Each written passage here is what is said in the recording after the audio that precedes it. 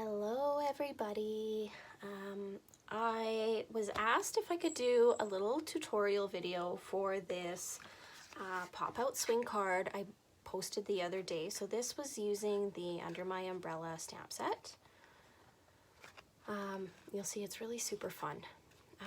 So I've put together a little card, and I thought I'd use a different stamp set this time just to kind of show you how I made this card and give you the dimensions. So I'm going to be using the Pampered Pet stamp set and the coordinating DSP, and I'm going to be using this particular sheet of paper. So I guess I'll just get to it and show you how I made this card. So what you'll start with is your basic card base. So this measures 8.5 inches by 5.5 inches, and it's scored at 4 1/4.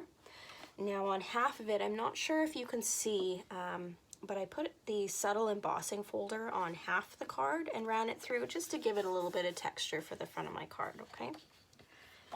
Now you'll fold this in half. I'll just get my bone folder and burnish the edge, just like that, okay? So that's your basic card. That's what you'll start with. Then you'll get this little inside piece. So this inside piece, which kind of gives you the flip, it's the yellow on this one. Okay, so this I'm using, this was real red, just so you know. This insert piece is our basic black cardstock. It measures 8 inches by 5 inches, and I've got it scored at 2 inches, 4 inches, and 6 inches. Okay, and I'm just gonna fold and burnish this. So you'll fold that one over, then you'll fold it back, and this last piece you're actually going to fold inwards. Just like that, okay? So you can kind of see how it's going to work. So when it's folded flat, it'll be like that, and then when it opens, it'll be like that. Okay, kind of see the mechanism working? Okay, that's your inside. Actually, I'm going to decorate this first. So for the inside, I'm going to put a little panel here where you can write or stamp. So I've cut a little piece of Whisper White cardstock. This one measures 1 7/8 by 4 7/8. And I'm just going to take my snail adhesive and adhere it to the inside of the card.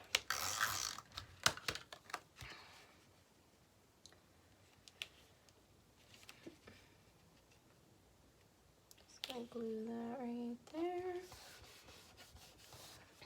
And I'm also going to decorate this piece with a piece of DSP. So I've already got mine pre-cut. This measures the same, so it's 1 7/8 by 4 7/8. And I'm just going to get my snail adhesive and get that adhered on the inside as well.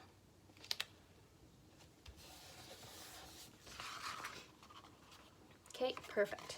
Now I'm going to take our card base back and show you how I made this kind of like window here, okay? So what I'm going to start with, I just got to get a piece of, put my paper away. I'm just going to get out a piece of Whisper White cardstock here. Now for this bubble frame, I went and I took my Stitch So Sweetly dies, and I picked out, I believe this is the largest square from it, okay? And I just put that down on my Whisper White cardstock. And then I went over to my rectangular stitched framelits, and I found the rectangle that'll fit on the inside. So it's not quite perfect, but it's perfect enough. Okay. Now what I like to use is I have some old washi tape that I like to hold my dies in place with. So once I'm satisfied with how it looks, going to tape it down here, and I reuse the same pieces of washi tape over and over so they're not super sticky anymore. Okay, so this will be our frame. I'm just going to get my big shot in here.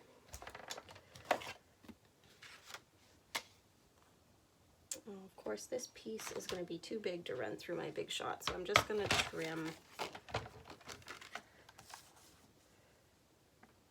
this off a little bit. I'm going to save that and use that for later. This is our new paper trimmer, by the way. It's fabulous. It's lightweight and it works perfect. Okay, so I'm just gonna run this through the Big Shot. Now, if you've gotten the new catalog from me, you might have noticed that we're coming out with a new cut and embossing machine. It's unfortunately not available yet. It will be available this fall, so stay tuned. That's why I don't have it yet, and I'm still using my ancient Big Shot. Okay, so I'm just going to take off my washi tape here. There's that one. I like to stick my washi tape to the top of my Big Shot so it's always handy, and when it becomes to the point where it's not sticky at all, I'll just replace it with a new one. Many uses for washi tape. Okay, so I won't need this one anymore. A kind of like bubbly cloud frame. Of course, it didn't cut all the way through. This is why I can't wait until we have a proper cut and emboss machine, because I find that my Big Shot is just not doing it for me anymore. Okay, so save that piece of paper. So just bear with me a moment while I fix my, didn't quite cut all the way through, so I'm just gonna cut with my scissors where it didn't. Now this isn't the dies that is doing this, guys. This is definitely my Big Shot. My Big Shot does not have a lot of pressure anymore. And I found that I've had to run my dies through, it doesn't even matter, it could be a brand new die, that I'd have to run my dies through 3 or 4 times just to get the needed pressure I need. Sometimes I do add an extra piece of cardstock just so that it's a little bit thicker. There we go. Okay, throw this in my little garbage here. Okay, so now I've got my little frame, so this will go on the front of the card. Now the first thing I want to do is decide where I'm going to put my pocket. So that's where I'm going to take this same rectangular shape from the inside of my frame. I'm going to take this to make the hole in the front of my card here. So I'm just going to eyeball it and decide where I like it, and I think right there is good. Again, get my washi tape, hold it in place so it doesn't move from where I want it. Unfold my card because I don't want to cut through both layers. And I'm going to run this through the Big Shot again. And I think I might do this one 3 or 4 times. Just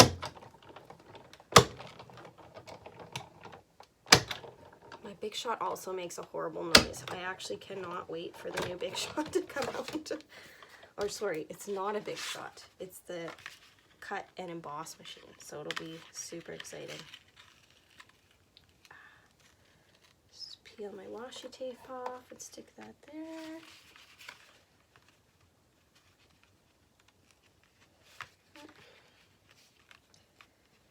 This is, of course, the one finger that I like to use to pull off washi tape had a nail break, so it's hard for me to grab.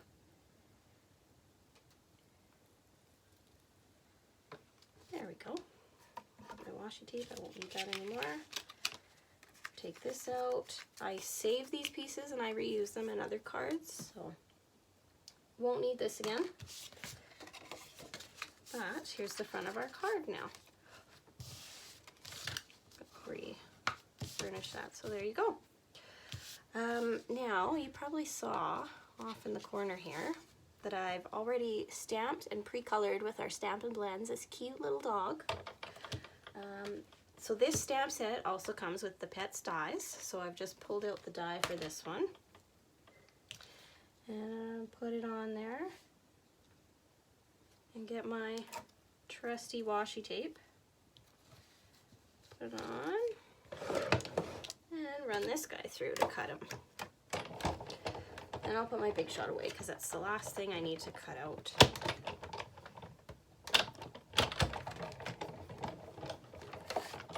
Perfect. if you do have the old Big Shot and you find your plates warp, I find when I store them inside the machine, it tends to keep them straighter for longer. Then they don't warp on me so much. All right, I'm gonna peel my washi tape off, save it for later. Put my die away. Okay, now some assembly. Okay, so I'm going to take the inside of our card, and the first thing I'm going to do is I'm going to use some mono multi-glue just because I find it is much stickier and a little forgiving for when you're trying to line your card up. And I'm going to put this on the inside of the card to the right and sort of line it up the best I can. So you don't want this portion of your card to go past that center fold, which is why I like the mono multi-glue, because then you can adjust it around a little bit so that when you fold it like this, it'll stay closed, okay? So now you can see how it's going to work here. Okay, so now what I like to do, I'm just gonna get a pen here, and I just like to mark the corners on my piece of paper. I don't know if you can see them, so I've got one here and I've got one here, and that just kind of gives me a guideline so that I know where to put the glue. And it doesn't have to be perfect because it is just a guideline. Oh, looks like I'm running out of glue. There we go. That one I think is going to be a little too far. All right. Go fold this over.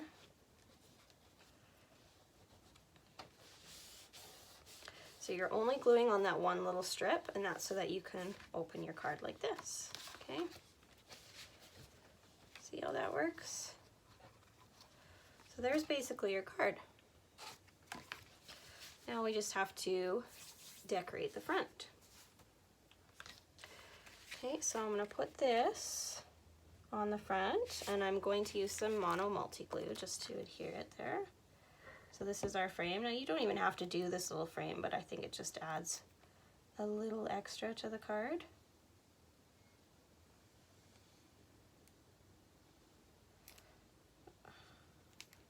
Perfect. Now I'm gonna get nice and gluey and messy trying to line this up. I just know it. I'm picturing it already. Oh, I'm actually doing pretty good. There we go. So I got my frame on. And then I'm going to put this little piece in the background here. Now see how that fits nice in there? So this piece on the inside here, this measures 2 1/8 inch by 3 1/2 inches. And I only want to glue it on the right side of this little fold that I've put in here, okay? And I'm just gonna get my snail and do that. Put a couple strips, line this up nicely on the inside. There you go, see? And now I'm gonna add my DSP. This DSP measures 1 7/8 by 3 1/4 inches, and I'm just gonna use my snail again.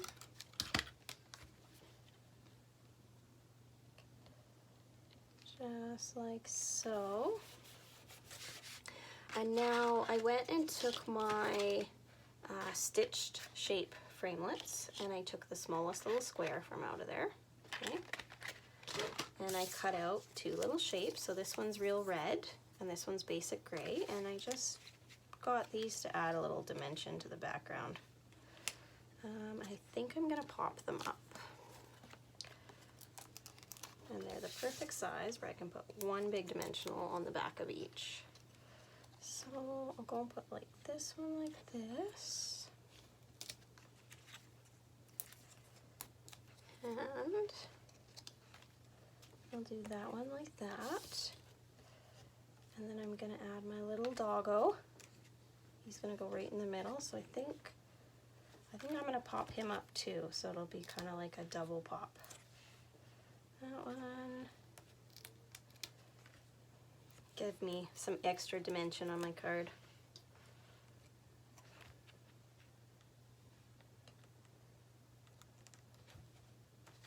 Perfect, there he is. And I'm going to take some rhinestones. Great use for our stamp cases, by the way. If you've seen that we have extras in the catalog, this is one of the great uses for them. I store all my gems inside there, and then they don't get lost. Alright, so I'm just going to add, I'll put one here,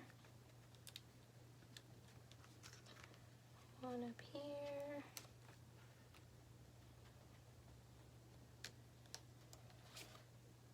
and one over here. Okay, and now with my little saying here, so I'll actually just show you what I did real quickly. So this comes from this little saying right here. It says, I hope your day is a real treat, and it is one stamp, and they tend to overlap a little bit. So what I did is I actually took my Stampin' Write marker in basic black, and I colored in one line at a time. So I colored in the first line, stamped it, washed my stamp, then I colored in my second line, stamped it, and washed my stamp, and that way I was able to cut it out like this. So I hope you can see how cute that is. And I'm going to use some mini dimensionals, I think, to pop these up on my card. Oh, I'm going to do the middle one first. And I am going to put these directly on the front of my card here.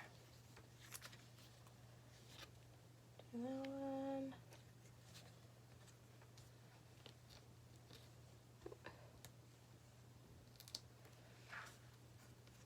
And this one.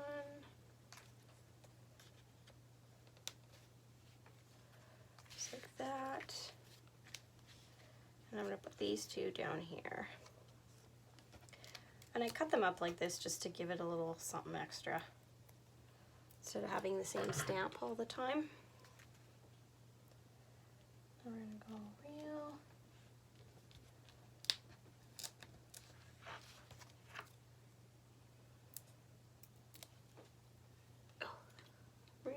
treat. There. All done. How easy is that card? Super cute. I like to leave the inside of my cards blank because something like this where it says, I hope your day is a real treat, could be for anything. It could be a thank you, it could be a birthday, so I like to leave it blank so that when I need a card, I can go and personalize it for whoever I'm giving it to. But anyway, I hope you guys liked this little video and you found it super easy. I will put the dimensions on my blog as well as this video. So if you're seeing this video on YouTube and you didn't get a chance to write down the dimensions while I was working on it, head over to my blog. It's stampinwithlindsay.blogspot.com. But head over there, I'll have this posted and you can get the dimensions for all the cardstock measurements right from there, okay? Anyway, thanks so much for watching, guys. Happy stamping!